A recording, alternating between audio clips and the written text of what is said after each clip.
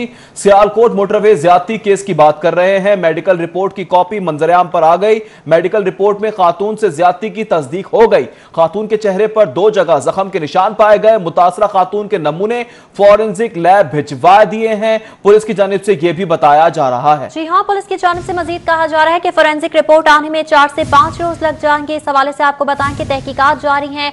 Sialkot motorway ज्यादती case के हवाले से मेडिकल रिपोर्ट की कॉपी मंजरेआम पर आ चुकी है। मेडिकल रिपोर्ट में खातून से ज्यादती की तस्दीक हो गई है। खातून के चेहरे पर 2 जगह जख्म के निशानात भी मौजूद हैं, जबकि मुतासरा खातून के नमूने फोरेंसिक लैब भिजवा दिए गए हैं।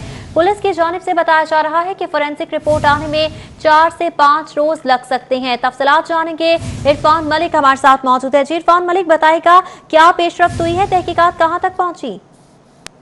जो चंद रोज़ कबल एक अफसोसनाक वाक़या लाहौर मोटरवे के ऊपर पेश आया, जिसमें एक खातून को गैंग रेप का निशाना बनाया गया। उस खातून की अब मेडिकल रिपोर्ट जो है वो भी आ गई है पुलिस के पास, और पुलिस ने उस मेडिकल रिपोर्ट के अंदर इस बात की तस्दीक की है कि खातून के साथ ज़्यादती हुई।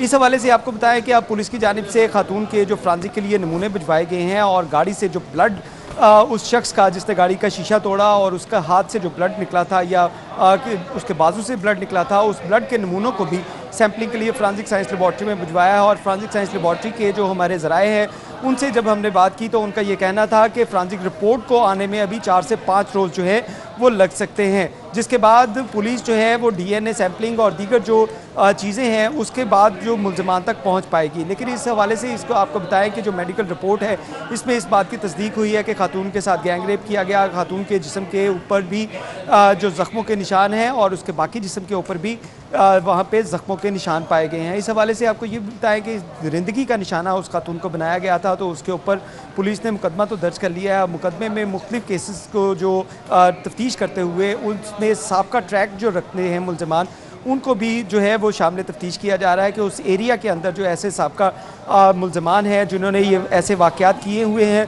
उनसे भी पूछगछ के लिए पुलिस की टीमें जो है मुतहर्रिक हो चुकी हैं, और उन अफराद को भी हिरासत में लेकर उनसे पूछगछ का अमल शुरू कर दिया गया है। इरफान ये बताएगा कि जैसा कि ये वाक़या पेश आया उसके बाद कॉल की गई मोटरवे पुलिस को, पुलिस हुदूद का तायुन नहीं कर पाई।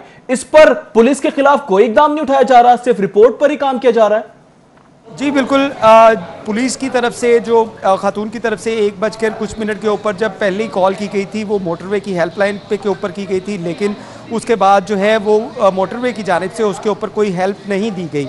लेकिन 2:59 के ऊपर जब वो पुलिस को कॉल की गई 15 के ऊपर, जिसमें बताया गया कि वो खातून जो है उसके साथ डाकू जो हैं वो लूट मार की कोशिश कर रहे हैं, जिसके 15 मिनट बाद पुलिस ने रिस्पॉन्ड किया और पुलिस के अपने रिकॉर्ड के मुताबिक 15 मिनट जो है वो पुलिस उसके बाद पहुंची। हालांकि पुलिस का जो रिस्पॉन्स टाइम है अगर उसको देखा जाए तो वो 7 मिनट का टाइम बनता है, लिहाजा पुलिस जो है पहले ही 8 मिनट लेट थी, मौके पर पहुँची और उतनी देर में मुल्ज़मान को फ़रार होने में खासा वक्त मिल गया, क्योंकि मोटरवे का इलाका है, हाई स्पीड रोड है और वहाँ से अगर निकला जाए तो 8 मिनट में इंसान जो है वो 8 से 10 किलोमीटर का एरिया जो है वो ट्रैवल कर सकता है।